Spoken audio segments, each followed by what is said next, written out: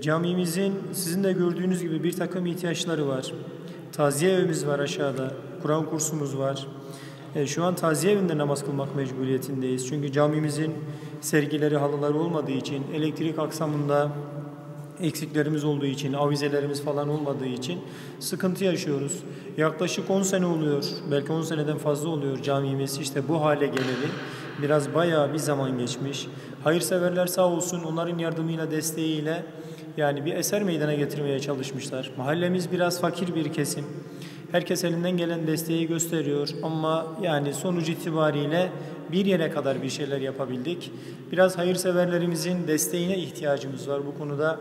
Çünkü camimizin gerek halıları olsun, gerek avize, elektrik aksamı bunlar biraz yüklü miktarda bir şeyler masraf tuttuğu için bir araya getirmekte zorlanıyoruz. Bazen camimiz için yardım topluyoruz. O topladığımız yardım belki camimizin aylık elektrik masrafını dahi karşılayamıyor. Aşağıda taziye evinde namaz kıldığımız için bazen taziyelerimiz oluyor. Taziyelerle cami, cemaat birbirine karışınca yemektir, gelen giden misafir ister istemez sıkıntı yaşıyoruz. Bu konuda hayırseverlerimizin desteğine ihtiyacımız var. Yüce Allah inşallah bu konuda yardımını bizlerden esirgemeyen tüm herkesten inşallah biz şimdiden razı olsun diye dua da edelim. Hayırseverlerin yardımını bekliyoruz.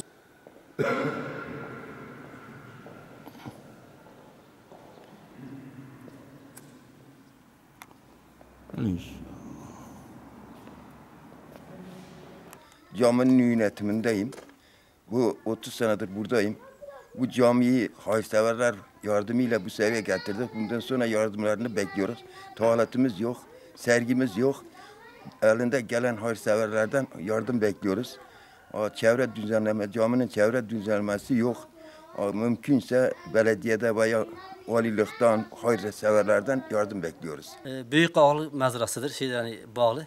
Ondan sonra eksiklerimiz var. Tuvalet eksiklerimiz var. Yukarıda hala eksiklerimiz var. Taziye yerimizde biz namazımızı kılıyoruz. Yemek yiyoruz. Taziyeleri kabul ediyoruz. Olmuyor. Eksiklerimiz de vardır. 10 senedir cami devam ediyor.